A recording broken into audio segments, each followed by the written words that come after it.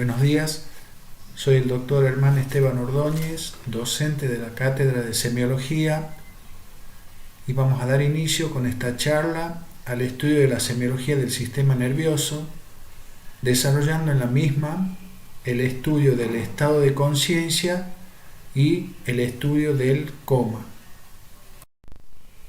Para ello, en primer lugar, vamos a dar la definición de conciencia, diciendo que la misma es el pleno conocimiento que tiene el individuo de sí mismo y del medio que lo rodea.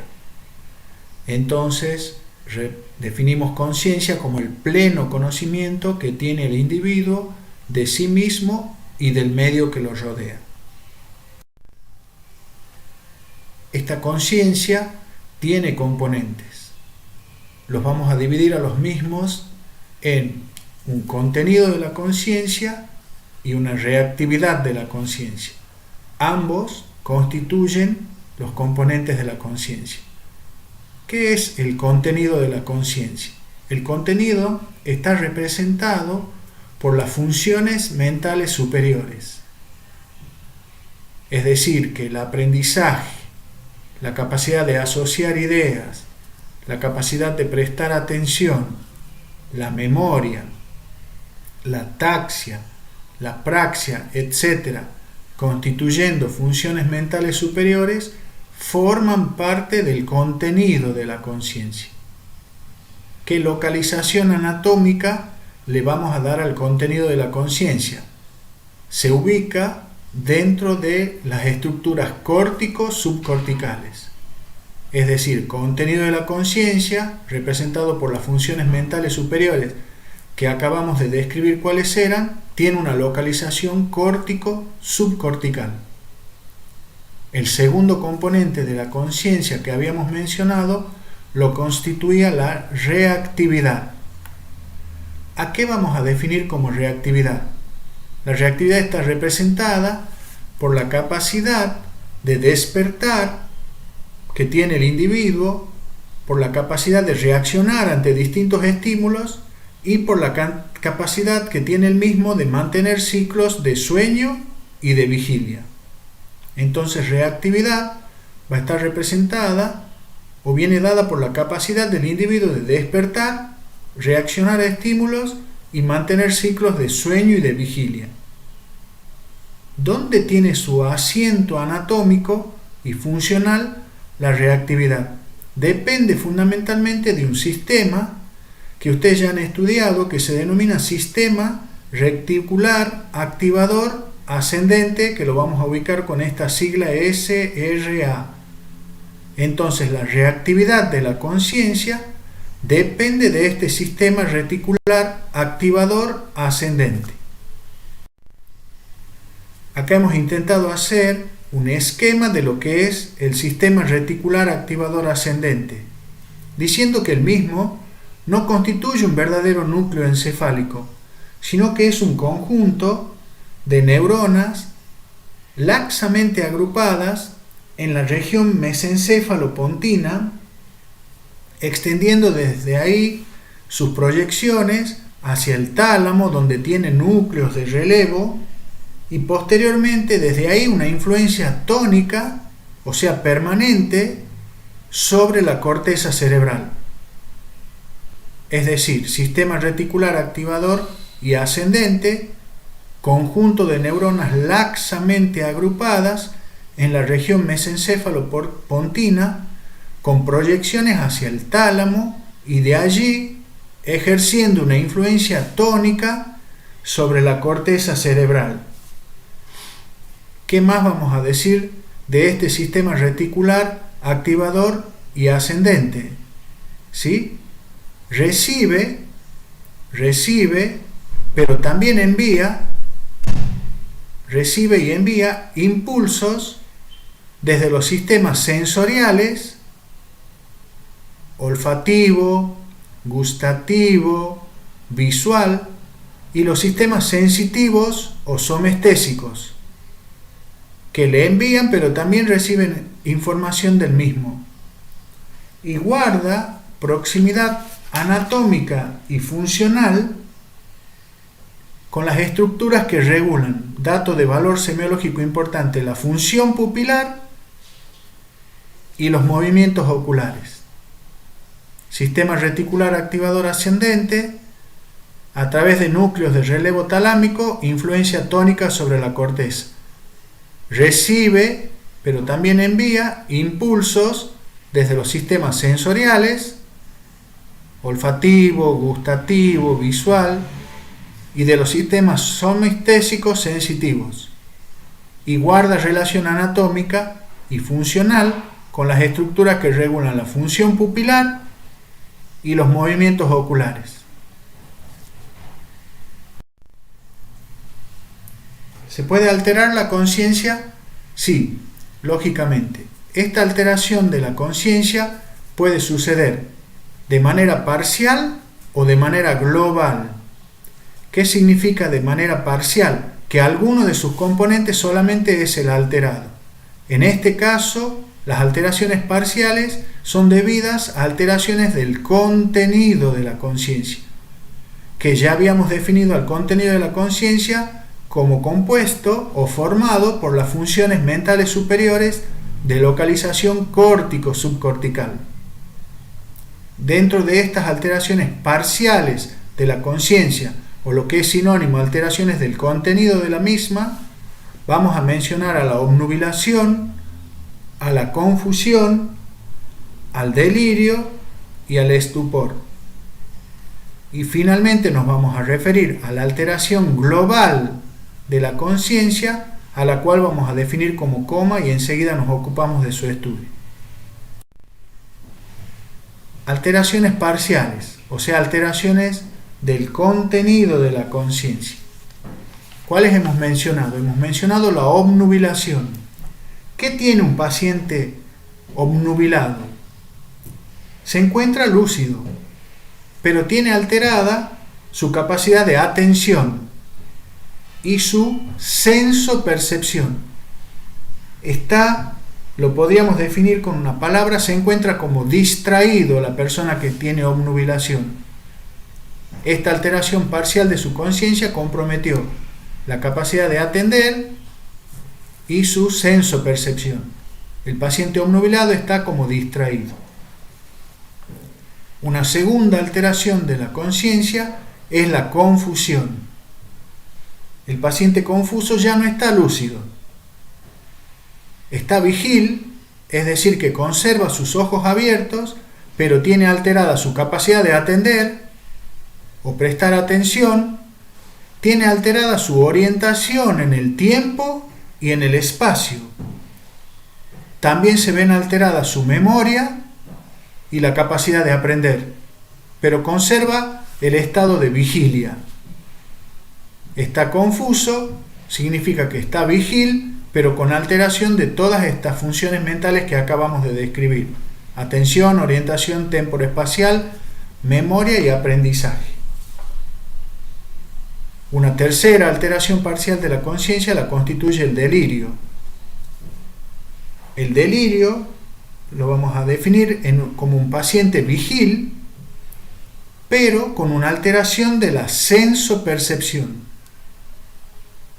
a través de la aparición de fenómenos como las ilusiones ópticas, auditivas, visuales y las alucinaciones de la misma naturaleza.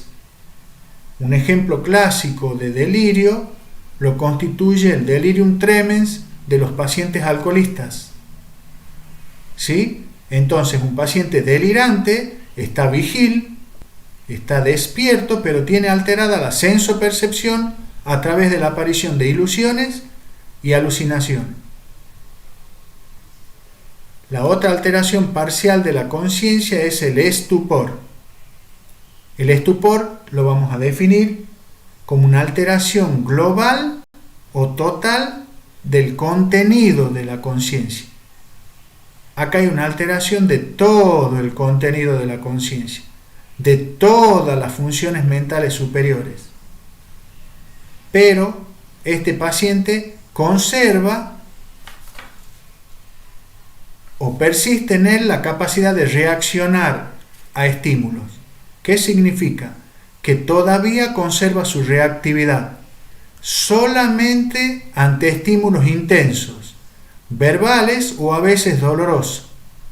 Es decir, que el paciente estuporoso abre los ojos solamente frente a este tipo de estímulos, generalmente nociceptivos, es decir, de una intensidad mayor, pero su respuesta motora no es adecuada y es de diversa naturaleza.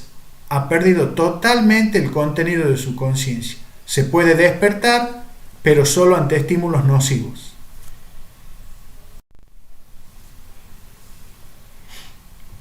Ahora vamos a hablar de la alteración global de la conciencia, a la cual habíamos definido como coma.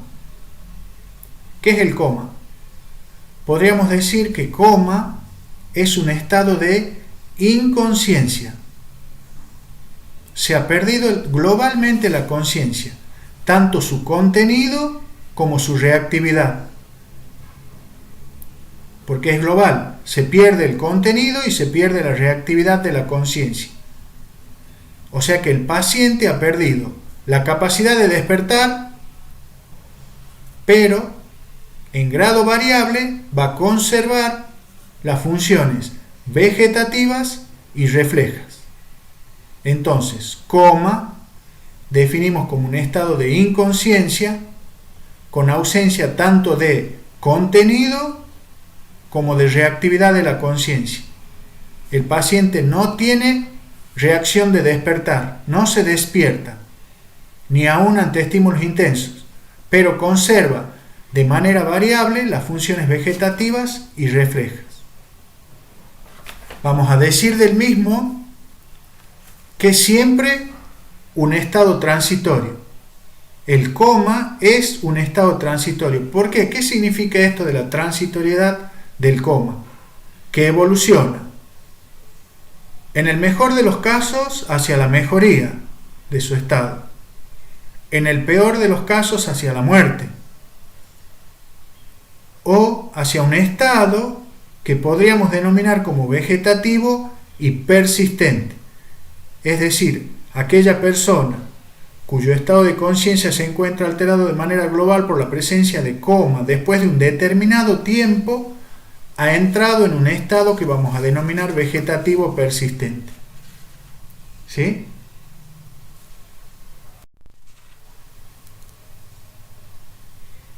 ¿Cómo está un paciente en coma? ¿Cómo lo verían ustedes a un paciente en coma?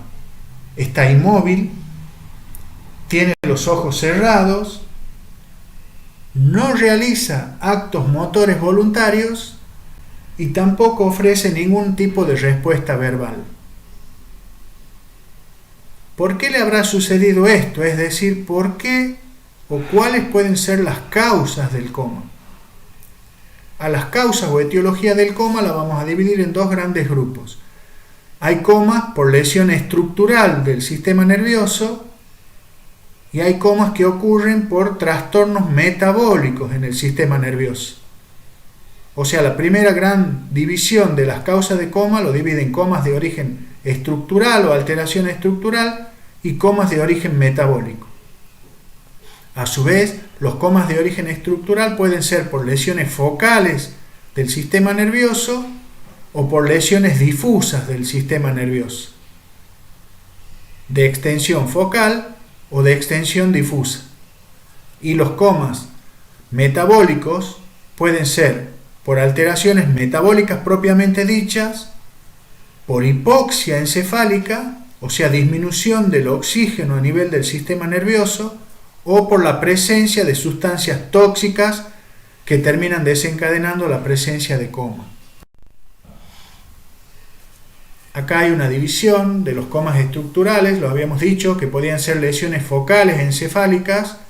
Dentro de ellas vamos a mencionar la presencia de los denominados accidentes cerebrovasculares de distinta naturaleza. Aquellos que ocurren con extravasación sanguínea se denominan hemorrágicos, y aquellos que consisten en la deprivación de la irrigación encefálica se denominan isquémicos.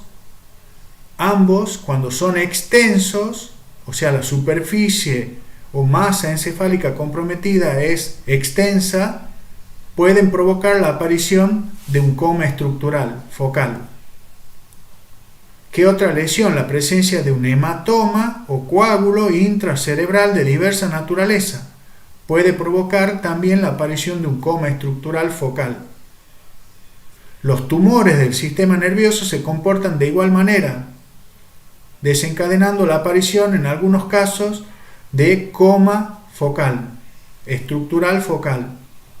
Los abscesos, es decir, las colecciones purulentas en cavidades neoformadas del encéfalo, de etiología infecciosa, pueden desembocar en la aparición de un coma estructural.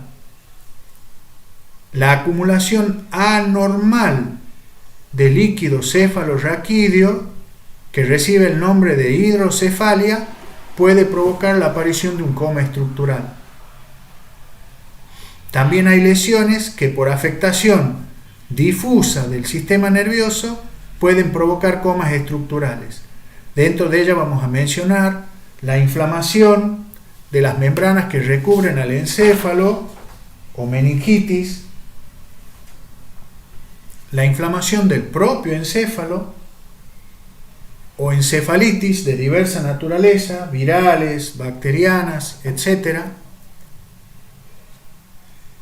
El estado de mal epiléptico, que son aquellas crisis epilépticas subintrantes y prolongadas, cuando su duración supera un tiempo determinado, pueden desembocar en la aparición de coma estructural difuso, estado de mal epiléptico, o aquella persona en la cual la hipertensión arterial desencadena un cuadro conocido como encefalopatía hipertensiva, o sea que ya hay un daño encefálico provocado por una hipertensión arterial marcada y sostenida.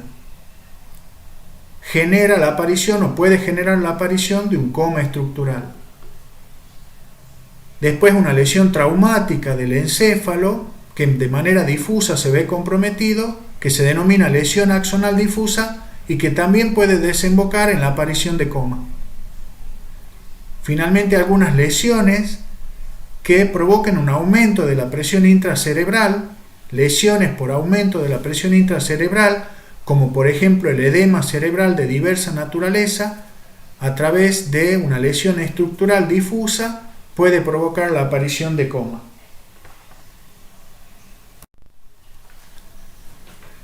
En el segundo ítem de aquellos causas que provocaban coma, teníamos los comas denominados metabólicos. A los mismos los habíamos clasificado como metabólicos propiamente dichos, hipóxicos y tóxicos. ¿Qué comas metabólicos podemos mencionar? Algunos relacionados con el metabolismo de los hidratos de carbono, en los cuales existe un descenso de los valores de glucemia a punto tal de poder llevar al paciente al coma hipoglucémico.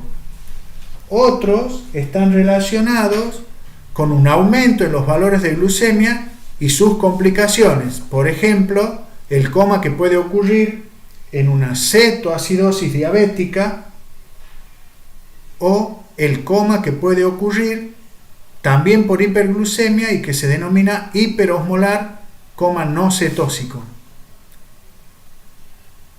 Otra patología que puede provocar la aparición de un coma metabólico lo constituye el síndrome de insuficiencia renal crónica o síndrome urémico, que puede desembocar en la aparición de un coma metabólico.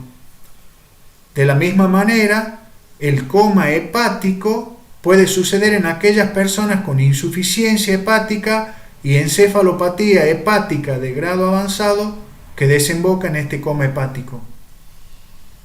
También es de mencionar como causa de coma metabólico las alteraciones en los electrolitos, en más o en menos, como por ejemplo comas debidos a hipernatremia o a hiponatremia severa, comas debidos a hipocalcemia o hipercalcemia severa, etc. Otra causa de coma metabólico está dado por la disfunción de la glándula tiroides por su hipofunción cuando es de grado severo, en cuyo caso la denominamos mixedema y puede desembocar en la aparición o ser causa de la aparición de otro coma dentro de los denominados metabólicos. Dentro de ellos también habíamos mencionado la posibilidad de que el coma se deba a hipoxia, es decir, a disminución a niveles críticos de la concentración de oxígeno. ¿Qué tipos de coma obedecen a este mecanismo? Aquellos que suceden o aparecen después de un paro cardiorrespiratorio, o personas que tienen un cuadro que se denomina insuficiencia cardíaca congestiva, pero no cualquier insuficiencia cardíaca congestiva, sino deberíamos poner acá quizás o agregar acá la palabra grave. La insuficiencia cardíaca congestiva grave por un mecanismo hipóxico puede desembocar en un coma metabólico. De igual manera se comportará la insuficiencia respiratoria grave, aguda o crónica. Pueden desembocar por un mecanismo hipóxico en la aparición de un coma metabólico. De igual forma, la anemia, es decir, la disminución crítica del nivel de hemoglobina, o sea, cuando sea una anemia grave, asociada sobre todo a una disminución de la volemia, o pueden desencadenar por mecanismo hipóxico la aparición de un coma metabólico. ¿Qué otra causa tenemos de comas metabólicos? Los denominados comas tóxicos. Dentro de ellos vamos a mencionar la presencia de metales pesados que por un mecanismo tóxico desembocan en un coma metabólico, la inhalación frecuente, lamentablemente en la época invernal, de monóxido de carbono por una combustión deficiente, puede llevar por un mecanismo tóxico a la aparición de coma metabólico. El alcohol puede desembocar por un mecanismo tóxico en un coma metabólico. La respuesta inflamatoria corporal a una infección, cuando esa respuesta es, digamos, grande o es una respuesta inadecuada, se denomina sepsis y puede desembocar por un mecanismo tóxico en un cuadro de coma. Finalmente, los agentes físicos en grado extremo, como el frío extremo o el calor extremo, por un mecanismo tóxico pueden desembocar en la aparición de un coma metabólico.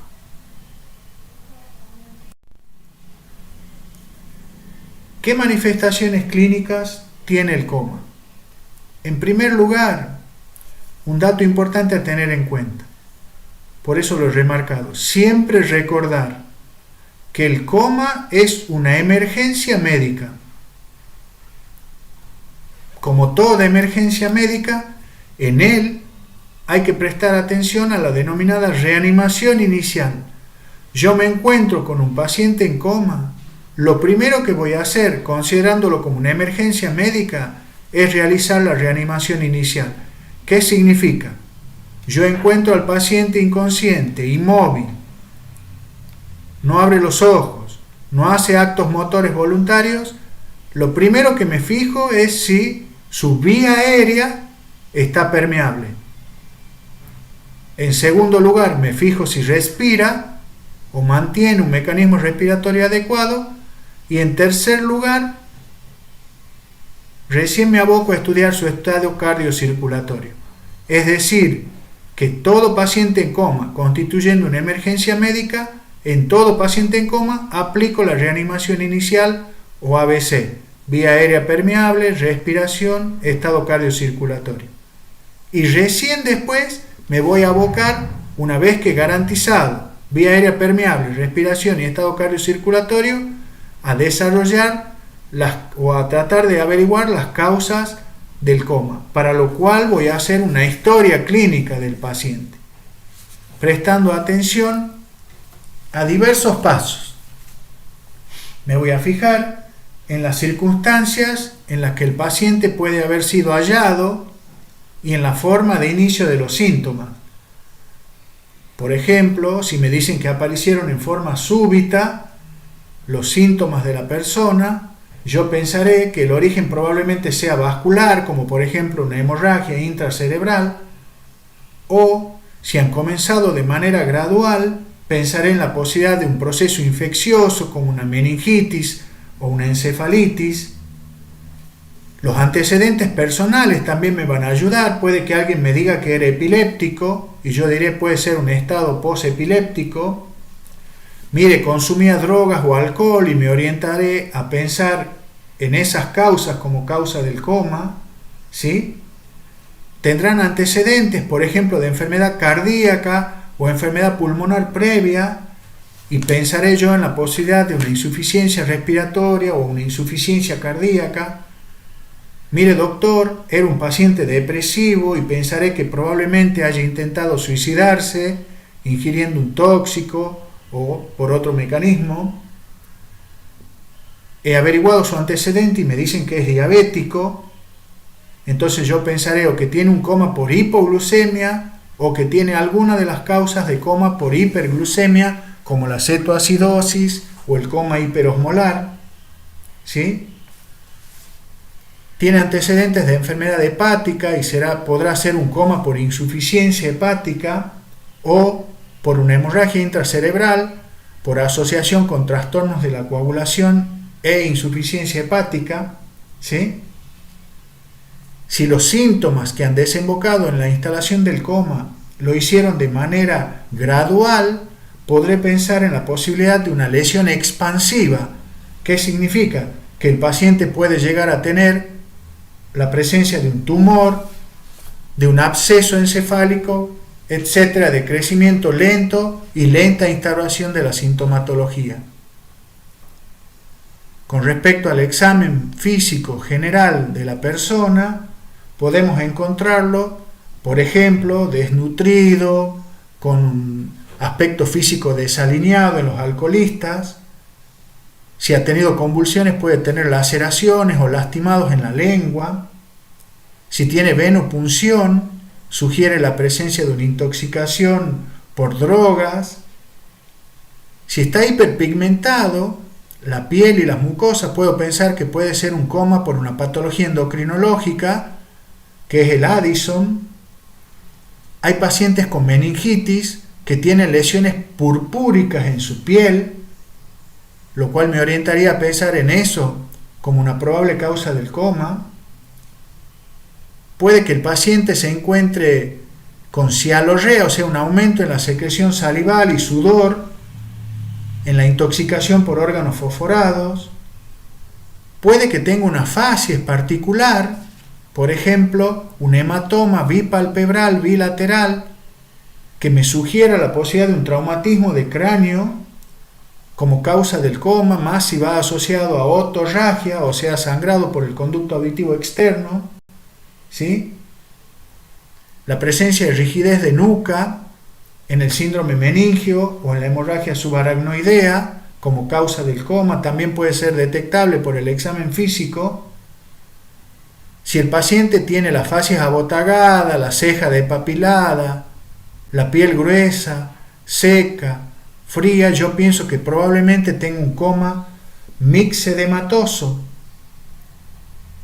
Por el contrario, si tiene la temperatura corporal elevada, la piel caliente, sudorosa, eritematosa, yo pienso en la posibilidad de un coma por hipertiroidismo o por tirotoxicosis, etc. Como ven, las combinaciones que podemos encontrar entre los antecedentes personales, la forma de inicio de los síntomas, las circunstancias en las que el paciente ha sido hallado y el examen físico general nos pueden orientar hacia una probable etiología o causa del coma. Después de hecho todo esto, es decir, averiguar las circunstancias en las que fue hallado, si podemos averiguar cuáles son los antecedentes personales de esta persona, valga la redundancia, la forma de inicio de sus síntomas, el examen físico general, vamos a pasar al examen neurológico propiamente dicho. ¿Para qué nos sirve hacer el examen neurológico? Nos sirve para reconocer el tipo de trastorno que tiene el paciente y poder hacer una injerencia acerca de su causa. ¿Cómo comienza nuestro examen neurológico una vez que ya hicimos todo esto? Hicimos reanimación inicial del ABC, averiguamos los antecedentes, las circunstancias de aparición, la causa probable a través de un interrogatorio, los datos previos, etc. El examen neurológico lo comenzamos realizando esta escala que ven graficada acá ustedes, que se denomina escala de coma de Glasgow. Escala de coma de Glasgow. Para todo tipo de coma, traumático o no traumático, que me va a permitir a mí, mediante su valoración, hacer una cuantificación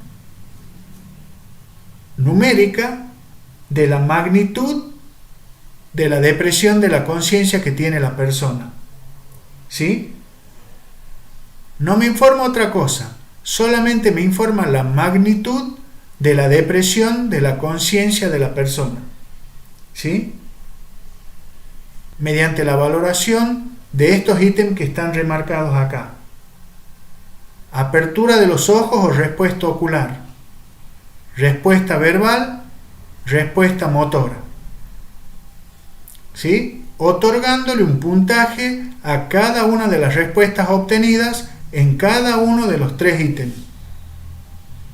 Por ejemplo, para la respuesta ocular o apertura ocular, puede que esta apertura ocular suceda de manera espontánea, lo cual le va a brindar a esta apertura ocular, cuando sucede de manera espontánea, el máximo puntaje, 4 puntos.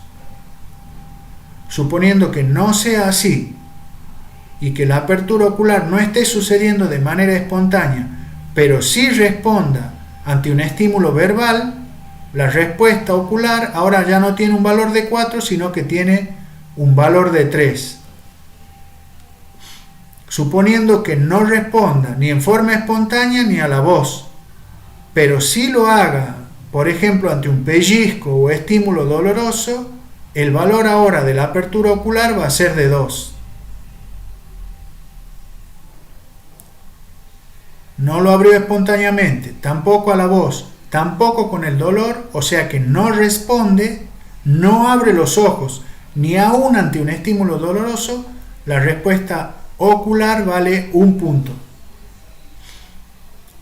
Ahora con la respuesta verbal. Está orientado y conversa, o sea que su conversación es coherente con mi interrogatorio. Su respuesta es coherente, orientada y logra mantener o entablar un diálogo con el observador. Coherente. Vale 5 puntos. Si esa respuesta verbal de la persona está desorientada, o sea, tiene cierta incoherencia, pero habla, elabora frases, por más que sean incoherentes y desorientadas, la respuesta verbal ahora tiene 4 puntos. Si esta respuesta verbal no está orientada ni coherente, no constituye una respuesta, por más que sea incoherente, hable frases, pero sí emite palabras de nuestro idioma, o sea, palabras conocidas, el puntaje ahora vale 3 puntos. Si lo que la persona emite como respuesta verbal no llegan a conformar ni siquiera una palabra, pero son sonidos, es decir, incomprensibles, sonidos incomprensibles, la respuesta verbal vale 2 puntos. Y si no obtengo ningún tipo de respuesta verbal, el puntaje para la misma es de 1 punto. Vamos ahora a la respuesta motora del paciente.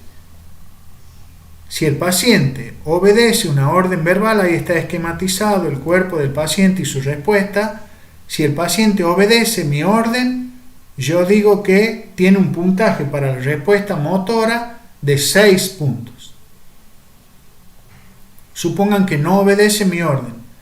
Le provoco un estímulo nociceptivo o doloroso y es capaz de localizarlo, ya no vale 6, Ahora su respuesta motora vale 5 puntos. Lo localizó al estímulo doloroso. No me obedeció, no localizó, pero retira y flexiona el miembro, se retira del estímulo doloroso. Vale 4 puntos.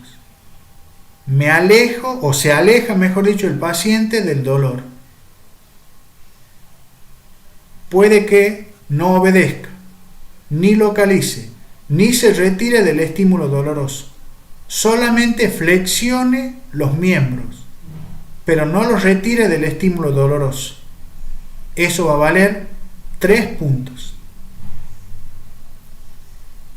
Puede que no obedezca, puede que no localice, puede que no retire el miembro del estímulo doloroso, puede que ni siquiera lo flexione y puede que realice ante el estímulo doloroso una extensopronación de los miembros.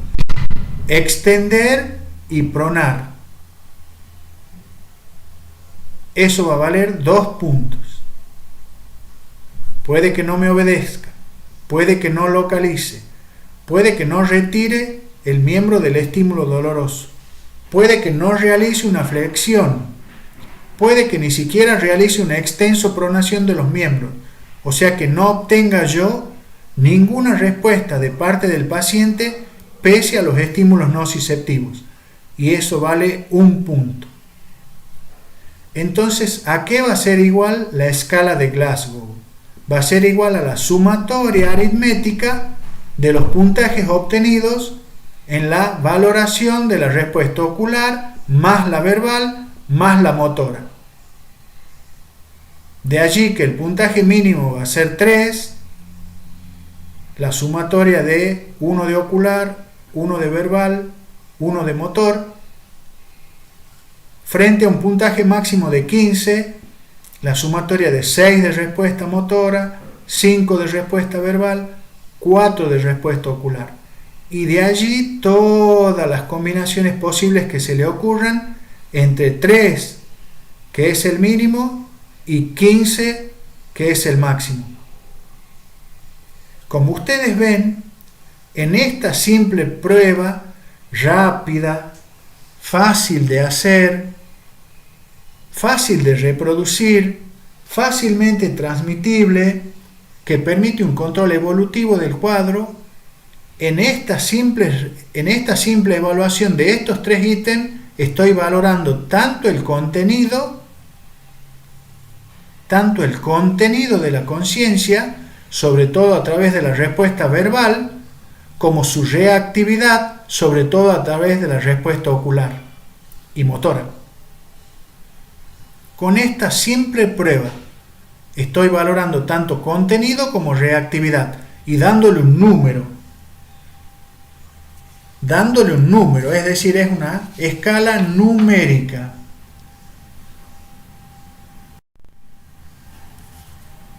Vamos a decir también en relación a la respuesta motora de la escala de Glasgow que la misma puede ser de 2 maneras. Apropiada, cuando la persona ante el estímulo doloroso lo localiza o retira el miembro del mismo. Es lo que yo esperaba encontrar, o que me obedezca, o que localice, o que retire su miembro ante un estímulo doloroso. Esa respuesta es apropiada. Puede que no me obedezca, puede que no localice el estímulo doloroso, ni que tampoco se retire del mismo, en cuyo caso la respuesta la voy a definir como inapropiada. Las respuestas motoras en la escala de Glasgow, cuando son inapropiadas, reciben el nombre de actitudes posturales, y las mismas me pueden dar una idea de la magnitud de la lesión del paciente. Si me encuentro frente a un paciente que tiene una respuesta motora inapropiada, es decir, que no me obedeció, no localizó ni retiró el miembro ante el estímulo nociceptivo, digo que el paciente tiene una postura.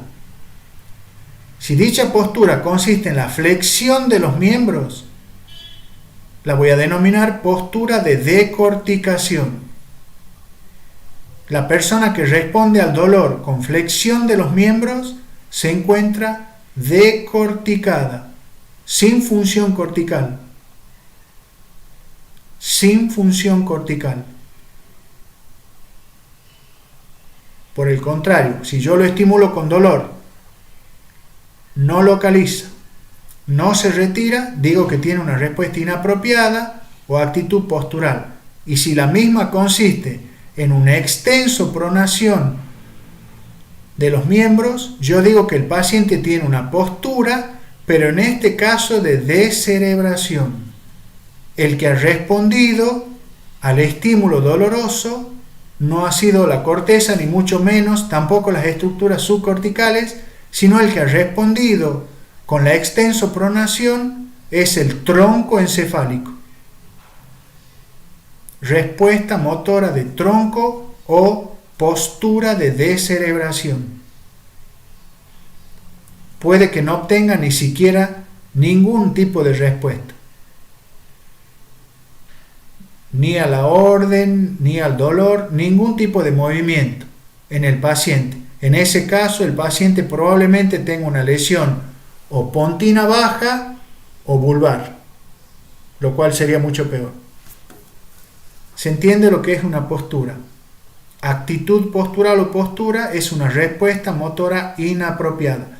Si es en flexión, indica decorticación. Si es en extenso pronación, indica descerebración. Y si no hay respuesta, la lesión es pontina baja o vulvar. ¿Qué más vamos a decir de la escala de Glasgow? Que su determinación seriada permite un control evolutivo y establecer un pronóstico. ¿Qué es esto de control evolutivo obtenido con la escala de Glasgow?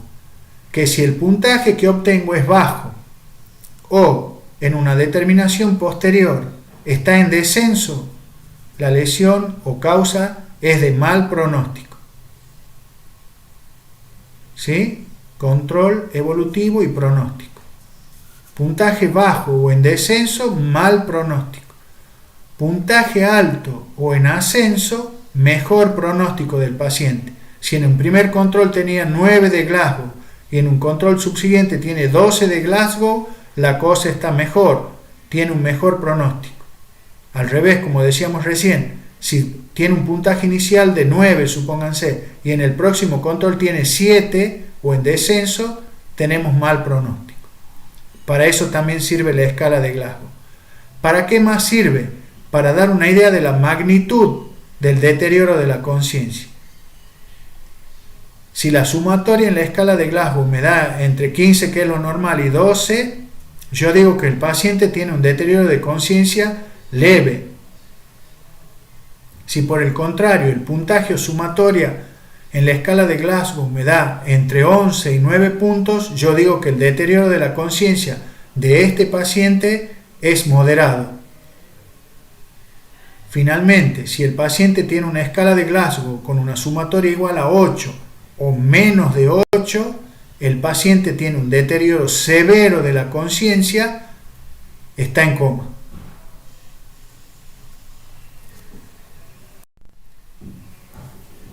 Finalmente, y a modo de agregado para esta clase en la cual hemos aprendido la semiología del estado de conciencia y el coma, vamos a agregar o mencionar aquellos reflejos que tengan que ver con el estudio de la indemnidad del tronco encefálico. ¿Cuáles reflejos? Los cuales ustedes ya saben definir lo que es un reflejo, una respuesta involuntaria, ¿sí?, que se produce ante un estímulo adecuado, que puede ser motora o puede ser secretoria, ¿sí? ¿Cuáles reflejos denotan indemnidad o compromiso del tronco encefálico? Entre ellos vamos a mencionar el reflejo fotomotor a la luz o pupilar a la luz, también llamado fotomotor, que consiste en una contracción pupilar ante un estímulo luminoso. Si ese reflejo se conserva, yo puedo sospechar que el tronco encefálico se encuentra indemne. ¿Qué otro reflejo vamos a mencionar en el cual está involucrado el tronco encefálico? Un reflejo que se denomina oculocefálico. A este reflejo lo voy a investigar en aquellas personas que no abren espontáneamente los ojos. se los voy a abrir en forma pasiva y le voy a desplazar en forma pasiva su cabeza hacia un lado y hacia el otro. ¿Sí? Normalmente se debe producir un desplazamiento contralateral de los ojos al sentido de la lateralización pasiva de la cabeza. Yo desvío en forma pasiva la cabeza del paciente hacia la derecha, los ojos se desplazan hacia la izquierda. Yo desvío en forma pasiva la cabeza hacia la izquierda, los ojos se desplazan a la derecha.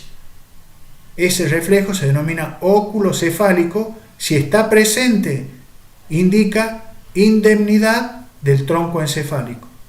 Si está ausente, es decir, yo le muevo en forma pasiva la cabeza hacia un lado y los ojos no se desplazan en sentido contralateral, es decir, que el movimiento de los ojos acompaña el movimiento de la cabeza en el mismo sentido y sin movimiento, el paciente tiene reflejo de ojos de muñeca.